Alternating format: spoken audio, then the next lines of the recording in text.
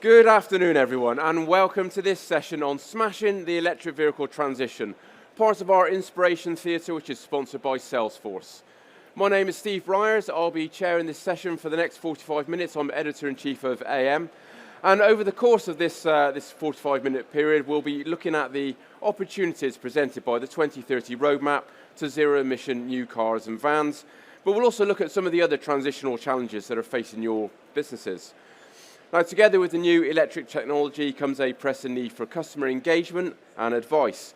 The dealers that will benefit most from this transition will have well-informed and engaged workforces. They'll be able to adapt and innovate their services to attract and retain customers. And long before the 2030 deadline, they'll have established their brands as a centre of EV excellence for sales and after-sales.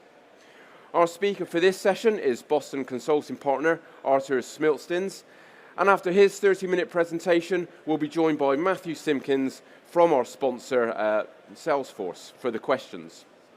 Now, Arturs joined Boston Consulting Group in 2012. He's a member of the Industrial Goods Practice and co-leads the Automotive and Mobility engagements.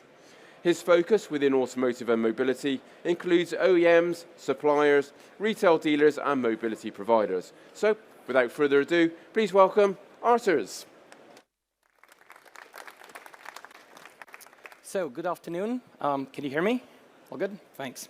So, although the question is to talk about the opportunities that EV presents to dealers in retail, I would like to talk about the future of retail a bit broader than just EVs, because EVs is one of the things that disrupt the whole market. I'll skip the intro. Thank you very much for introducing me, and go to the three things. If those are the things you remember from the session, that would be great, and we'll go into much more detail. So number one is that 70%, up to 70% of dealership profits within the next 10 years are at risk if dealerships remain in the business as current, as is model. The second thing to remember is that 86% of customers decide on which car, in which configuration, color, and smell, and type to buy before they come to dealerships. So the decision-making happens way before the customer actually comes to a physical touchpoint. And the third, and this is especially important for smaller groups or independent dealers, is that the solution to many challenges we're going to discuss is actually in consolidation, in partnerships, and participating in ecosystems. And we'll talk about what are the things to start, where to start participating. Now, I will start with a kind of broad view on what's happening in automotive retail. And it's undergoing a fundamental transformation or disruption as we speak. And the disruption of change is much bigger than 10 or 20 years ago, or when we moved into more brands, or when we moved to more portfolio of products. We're seeing OEMs commit to 50% of online sales in 3-4 years. We're seeing EVs take rates really accelerate, and currently up to 50% of sales by 25, 26 will be EVs. We see a lot of digital attackers with no assets, no physical footprint, but really taking space in used cars, spare parts, providing a lot of products to help OEMs sell cars. And a lot of other disruptions, but I would like to focus today on three challenges, but I would call them opportunities.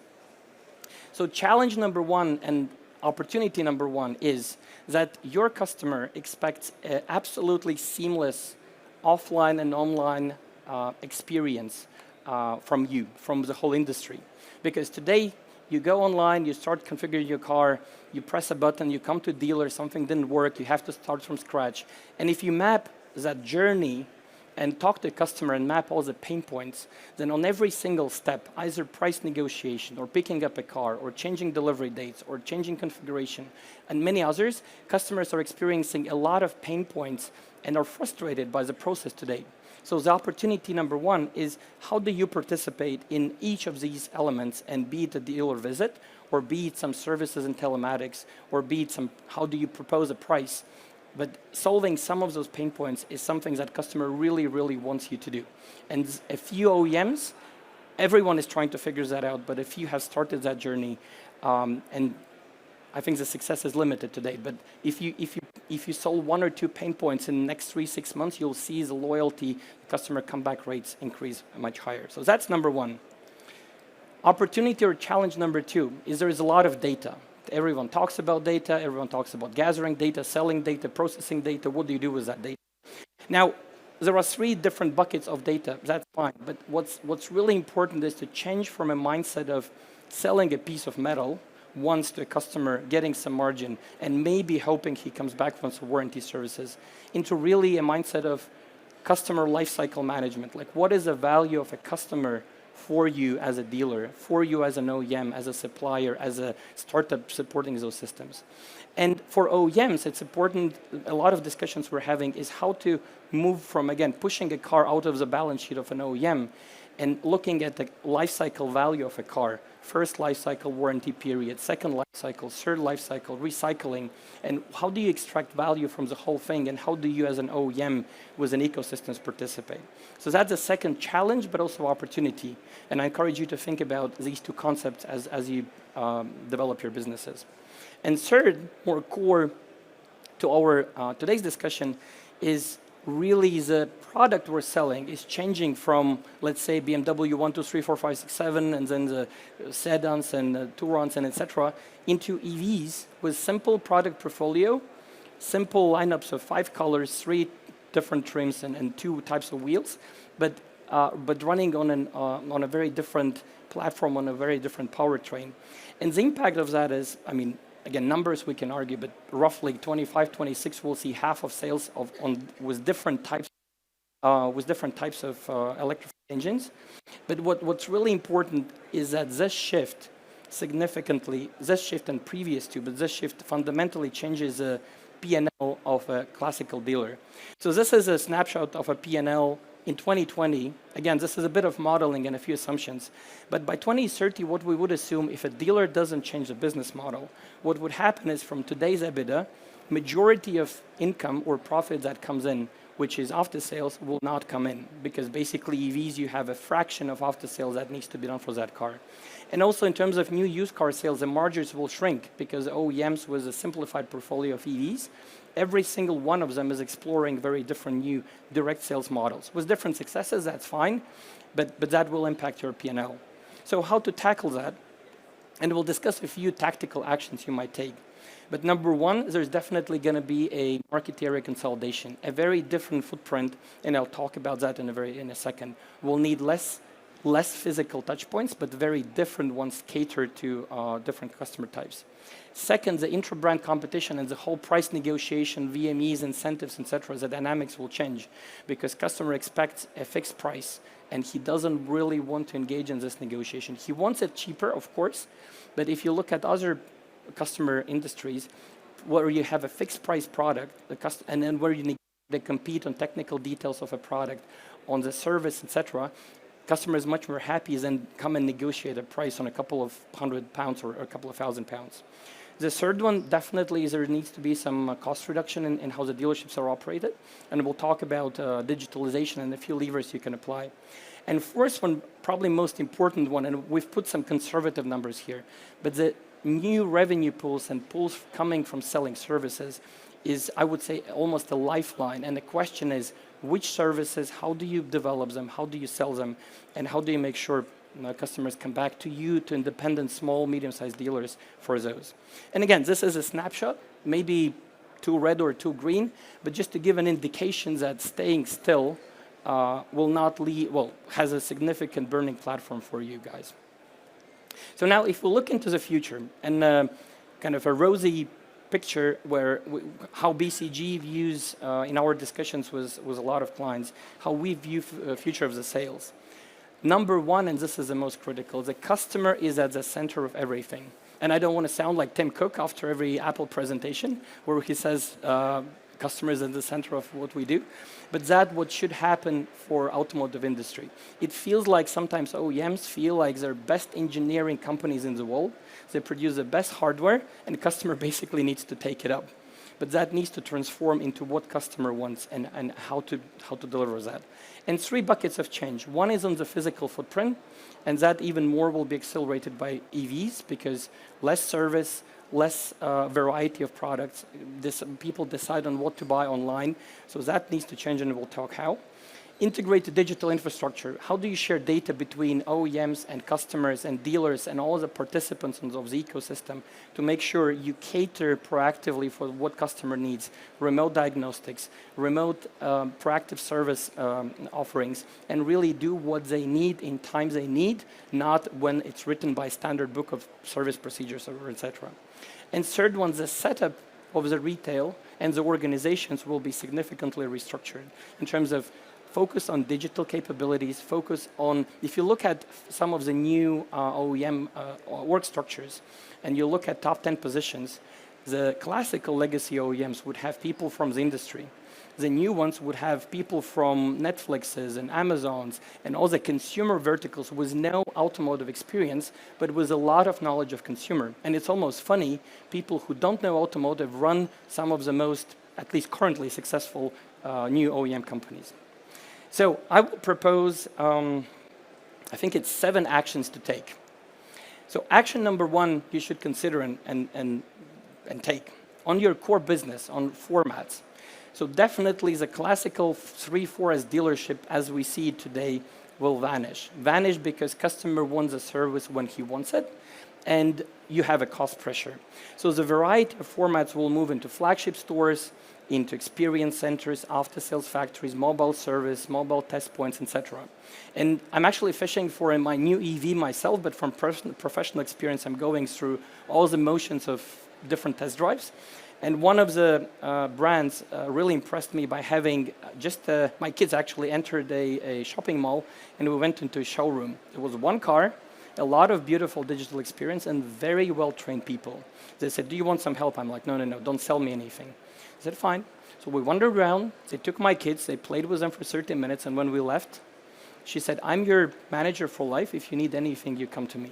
There are no dealerships, no service, nothing. I interact with one person, and when I need service, they come to my home, they pick it, service, do something with it somewhere, and pick it back.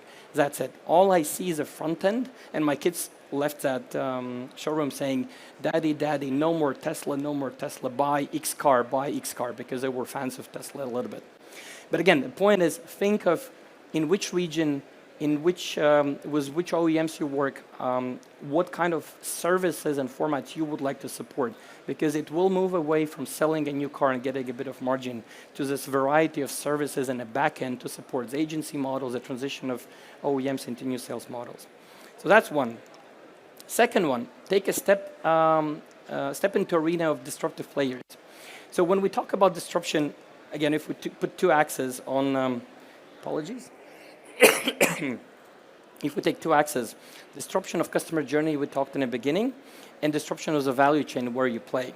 There are a lot of traditional players still producing a car and trying to take a step in transforming the online journey or customer journey, or in playing into some further value chain elements. Now, you see a lot of logos here, but think about what would you like to do? Because just staying with traditional players selling a new car will not cut it, as we've seen from some P&L forecasts. Either you move to supporting back-end of players, online-only players like Tesla, and we'll see more of them coming in years, because they will need a print and physical touch points with a customer, which they will not own across the globe. So how do you play there? There are asset-light players, like we call them digital attackers. No assets, just a platform, like Uber disrupted the whole thing 10, 15 years ago. Think about those guys as well. They will need they can build a platform, but they again need a physical touch point and with a customer, which you do have and which they don't have when they build their platform. How they gather the inventory, how they have the best offering and comparison of products, which is their proposition. And also let's watch for the Amazons and Googles. Again, no big major announcements of playing in automotive world. We know from some discussion, some of those guys are considering piloting either after sales for new car sales in specific countries. But let's see what those guys do. And again, they will create space for smaller businesses to participate in this play. Action number 3. Partner with players moving along the value chain. So partially what we discussed just in a previous step, but look, the value chain where you played with vehicle manufacturers and selling that will not stay as is. OEMs are trying to also produce some autonomous hardware and into software. mobility players are trying to move into hardware production, and then there are auxiliary services providers. Just give me a second. Problem fixed, hopefully. So think about how you can partner with the big guys in each of the value chain elements in terms of helping their footprint. And we'll talk about mobility players, for example. Again, they will need a physical footprint where to service their vehicles, be it a subscription model or new hiring services, etc. Or how do you play in after sales going forward? Are you a mobile touch point with no workshop, but just with 10 vans doing mobile service? Or are you playing with used cars providers and platforms where you help them test the car along the 115 touch points and provide the platform with a reliable information? So that's action number 3.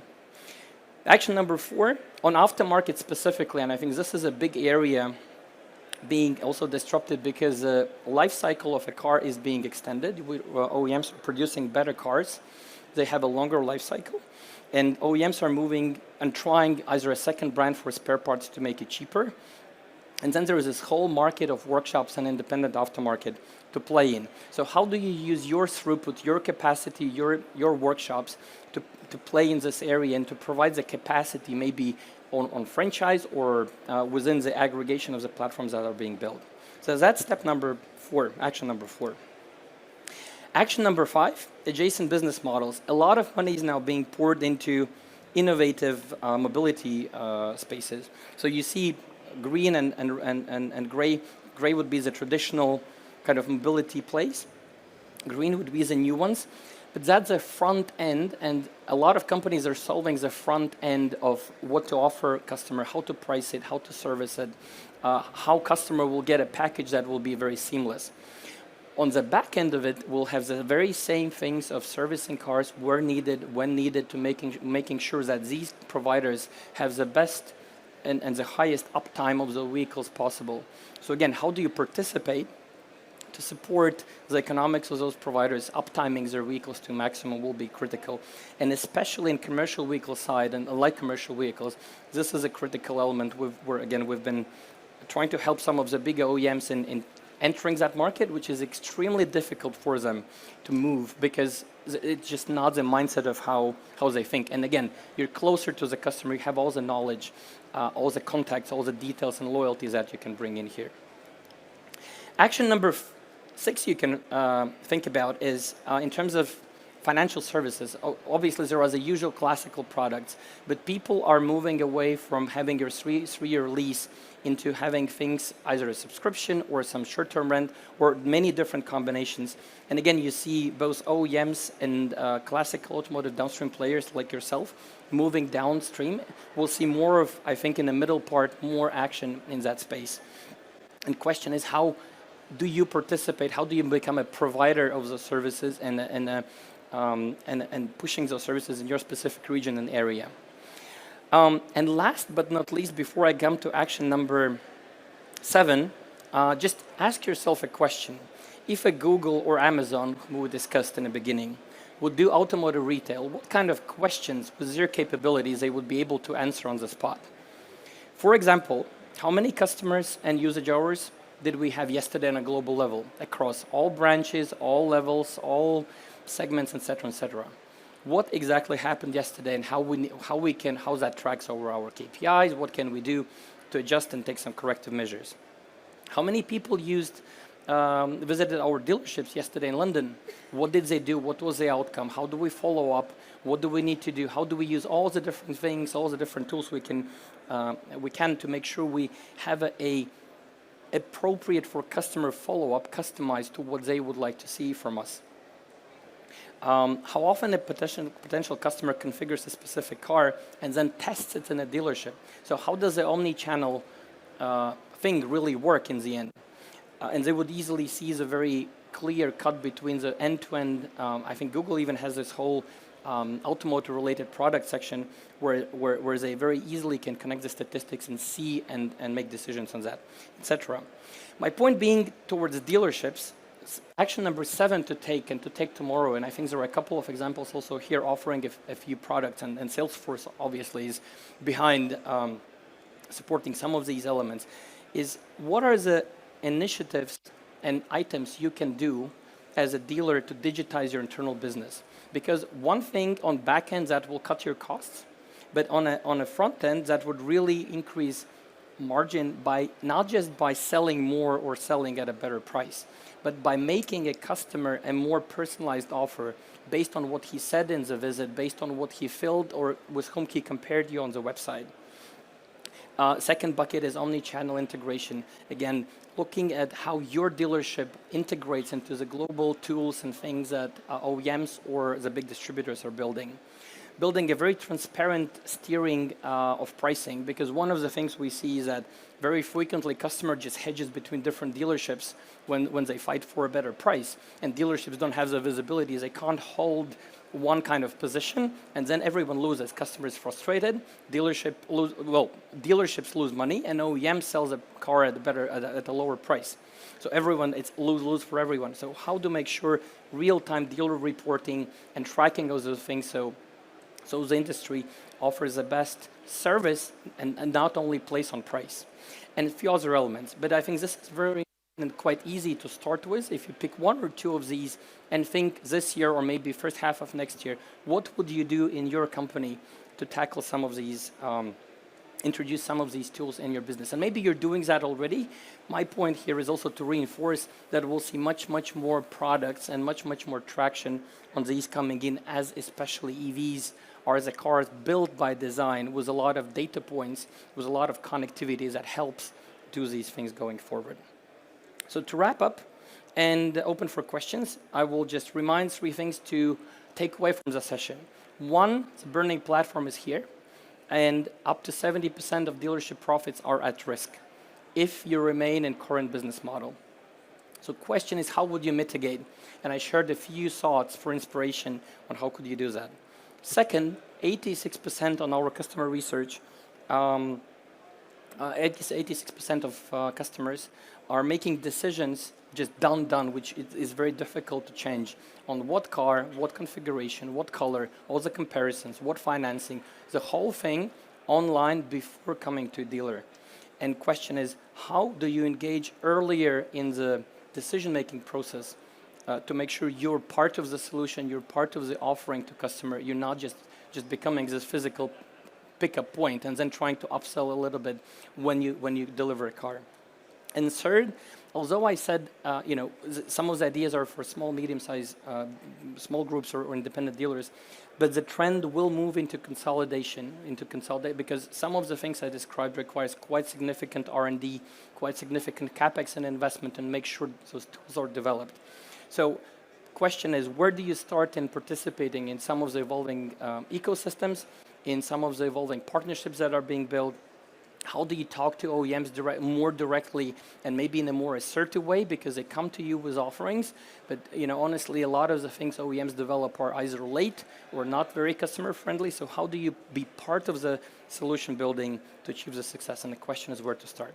So I'll pause here and open for any questions and debates. And Okay, Arturs, if you'd like to take a big seat or a little seat as I welcome onto the stage for the questions, Matthew Simpkins, Senior Director, Automotive at our sponsor, Salesforce. So thank you very much for that presentation. I think we're all sat on the big seats, which is good. These ones are terrible. Hide from view. I just want to pull some of the questions. I mean, this is an opportunity for you to ask questions, so if you've got one, stick your hand up and the mic will wing its way to you. I just want to pull some of those questions around to the sort of electric vehicle topic. Arturs, you talked a lot about changes in structure and changes in the business model. How much of that will be triggered by electric vehicles? And in your view, how can dealers sort of maximize the opportunities that all the electric product come into market?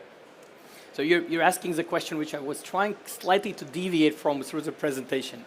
But look, as I said, EVs is a fundamental change, but that's one of the things that triggers the economics of dealership, and that is a driver of change. And it's as we've seen, it's half of profits are linked to after sales being lower, which is driven by EVs. So that's a big part. I think the second big change is coming from the fact that for VME and all the incentives that OEMs will provide to dealerships, they will be much lower for EVs, and we already see that because they deploy the direct sales agency model, all that fancy new buzzwords which they're trying to do. And they say, but that will last for a bit, till the moment where we'll have supply higher than demand. Currently for EVs, it's a supply shortage. So there is no incentive to pour money on them. And that's kind of a bit of a short-term risk. But I think going forward, OEMs will learn how to work directly with the customer, and then the money allocated to dealerships and to the whole value chain of selling will be less. And coming to question like how to take an advantage, it's really, I think, thinking of, so one is we're kind of selling a car or a service, and we take a margin, that's fine. But what customer is really willing to pay for, and on those buckets, we'll see a lot of competition and margins will be shrinking. What customers really willing to pay much more for and less debate is kind of a very custom designed personalized service to them. How do you follow through and build a personal link to Tim and Matt and Mary and Karen and all those individuals and think about this concept of a customer lifecycle value? On a conceptual level, I shared a few examples, but really, how do you reposition yourself from pushing that first piece out and kind of forgetting about that individual, of like looking at what is the value of that individual over, since he gets born and then sees a Renault logo when he's 5 years old and then becomes a loyal Renault customer. I think it's easy for Rolls-Royce and Bentleys and all those cars. It's much more difficult for mass market. So I think the opportunity is building some of the capabilities to personalize, to connect with the customer and carry that link through the life cycle of a customer. And Matthew, how do you see the opportunities in electric when it comes to dealers and what they should do in order to maximise those opportunities? Yeah, good question. I could give the glib answer, which is you need to come back at 2:00 and listen to my speech. But I think the EV vehicle is bringing in the new mobility methods and models that we're starting to see, and I think it's an opportunity for retailers to become a destination, an outlet for all kinds of electric mobility needs, right? We've got to think beyond just the car. And, if we've learned anything off the back of COP26, right, is that the time is now to start thinking about the planet and what we can do for that. So I think it helps retailers think about their green credentials. It thinks about their contribution to society, to urban congestion, urban pollution. And I think there's a direction there that retailers can take around providing, as Arturs has said, a more personalised service for families, for people, for companies who want to reduce their carbon footprint and make a real difference. So there's a decent level of interest in electric vehicles. We're seeing registrations go up. I'm interested in your view on the UK government's the current sort of consultation on the zero emission vehicle mandate, where they'll set targets for a percentage of manufacturer new car and van sales to be zero emissions each year from 2024. Is this a good way to incentivise the market, or certainly to incentivise manufacturers to push the products into the market? Well, what we've seen that regulation creates is really a P&L pressure on OEMs. It basically, they say, well, if you're not going to do this, you're gonna pay more. We're going to fine you. It's a different way of tax. I mean, that's what governments do. I think that's helpful. That's a good countrywide push to move that needle forward. But is it really moving the needle, because you're just pushing to produce a car with zero emissions? And then, for example, in some of the European countries for heavy-duty trucks, for example, they measure so-called tank-to-wheel emissions. So if you don't have diesel, but you pour in hydrogen or electricity and you don't emit, that's fine. But what we're not looking at is what is the footprint to produce a car, because it's still steel or aluminum, it's still a lot of plastic, it's still a lot of electronics, etc., glass. And I think what we're slightly emitting with these things, and then maybe it would be too much if governments would come and say, well, now we'll look across the full value chain, right? But I think that's a nice, good push, great. I think that moves the needle. But if we really want to serve the purpose, which is a zero to emissions kind of agenda, that we need to have a regulation which looks at the full value chain of all the components, the tier 1, tier 2, tier 3 suppliers, materials, the zero carbon neutral steel production, aluminum production, etc., which would be my view. So I'm positive. I think from internal perspective, OEMs didn't like it, but that's fine. Mm-hmm. And we see some of the UK OEMs really have those roadmaps come out, but that needs to be a much wider look. in terms of regulation. Yeah, I think just to build on that, I mean, for most OEMs it takes 7 years to bring a car to market, and I think that the intent of the government now is to send a very strong signal to the manufacturers that this is the direction for R&D and for investment to go. But I would definitely echo Arthur's point, which is about you've got to look at the whole supply chain, and it is the steel, it's the aluminium, it's the cobalt and everything else. And actually, it's good to see, I think, increased innovation beyond just EV vehicles. And depending on who you talk to, EVs may fill a stopgap for sort of 5 to 10 years, but I think we've got to look at alternative powertrains as well. And I do think it's great to see the innovation coming out of the UK with Arrival and others really starting to push the envelope in terms of what's next as well. So I think it's a really exciting time for the industry. I think it's going to bring in more investment into the UK, which is great. And I think it's about working out everyone's role within that and driving that contribution and change. You mentioned alternative powertrains. Hydrogen is certainly one of those, although it's still an electric power car ultimately. What do you see as some of those alternatives that may come to market? Well, there's not enough sunshine in this country to go fully solar, but I think some bright students from Amsterdam University drove a solar-powered camper van across Europe over the summer. So I think there will be different explosions, different combinations of powertrains that are in flight, but it's going to take longer than people think. I think it's electric, it's hydrogen, but beyond that, it's going to take 10 to 15 years. Arturs? And I would add on that just the averaging the electric versus hydrogen. I think obviously the truck manufacturers are being pressured on this whole emissions thing, and putting a 2-ton battery doesn't really work for neither cost nor payload nor economics of that. So they're looking at hydrogen. Hydrogen is, from business case perspective, is a solution for long-haul trucking and for heavy-duty trucks, really. So that's quite a small portion of transportation. For passenger vehicles, I mean, I think not Tesla, but Toyota choose to go hydrogen versus all the other OEMs are electric. So Toyota many years ago decided EV is going to be hybrid, like a transition, and then hydrogen. So let's see who wins. But from economics today, and economics of producing and distributing hydrogen are extremely challenging right now. It's not as easy to transport it. Producing locally, you need solar or wind. Then you need to build a whole solar panels in the middle of nowhere, which is difficult. Let's see. But I would de-average. Hydrogen is just for long-haul trucking, I would say, for now. Good. Any questions? Yep, one at the front. Oh, the microphone's on its way to you, sir. Thank you. Hi, yeah, it's related to the point you made about the future of physical spaces for dealerships. Obviously, the large, to use a phrase, gym palaces that we have now are going to go, and they are on their way out. I'm, however, not convinced by the entire argument of moving them into town and city centres as kind of pop-up shops and things like that.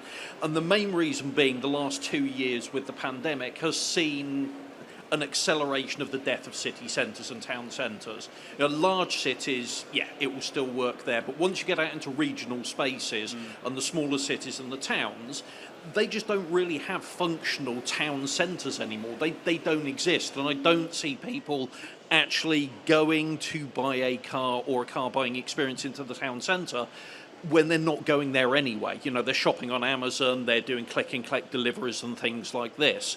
So with that in mind, and I do think that is a reality the industry needs to face, that there kind of almost isn't a solution for a large amount of urban space in terms of where you go and buy. And I'd just be interested to know if in the research that you've done, you've kind of factored that in. So on the formats of retail, just to clarify, I'm not necessarily saying each city needs to have a flagship. I'm saying the variety will be much wider than just the 3 for us. Yeah.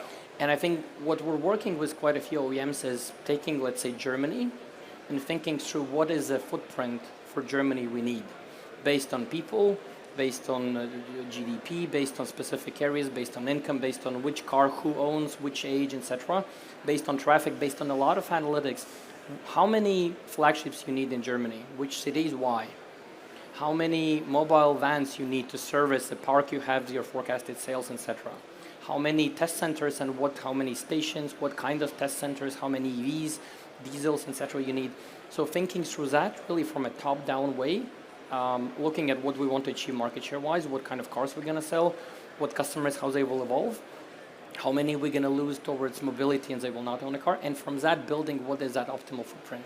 So that was a bit more my message, and again, it will be, you're very right, like it's not about having a flagship in every regional center, but it has to be really thought through so that footprint doesn't cost us a fortune going forward because we'll not have as much money. Yeah. And if I can maybe build on that, I mean, I think it was in the papers this morning, right? Currys have just signed a deal with Uber to deliver electrical goods to offices or people's places of work within the centre of London.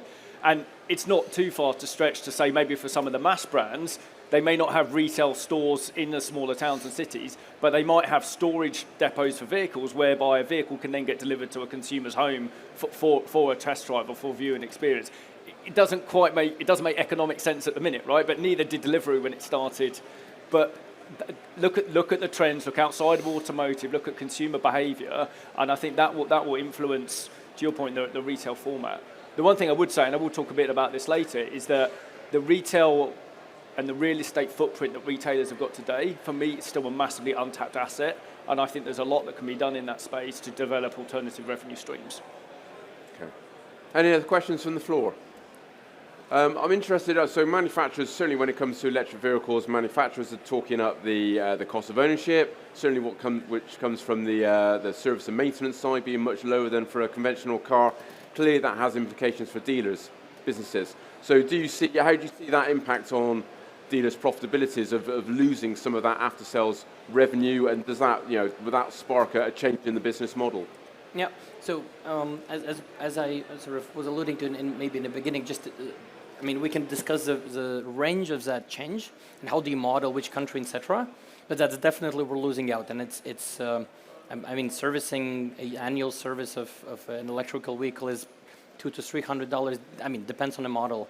On a conventional car, it's around $1,000. So it's really 20% of that revenue, and the margins will be much lower because Teslas of the world say we're going to sell you spare parts at cost, because after sales is a cost center for us. It's not a revenue center. And question is how they're going to earn money, maybe on electricity, I don't know.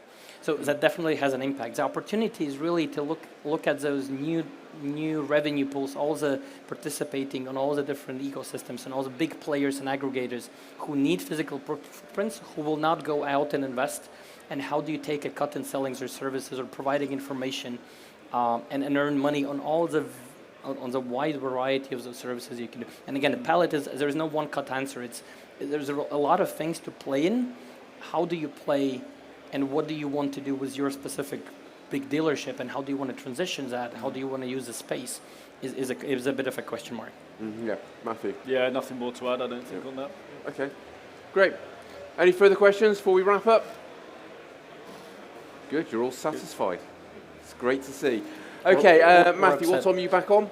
2 o'clock. 2 o'clock, okay. Come back to hear more from Matthew, but for now, please join me in thanking Arturs and Matthew for this insightful presentation. Enjoy the rest of the show. Thank you.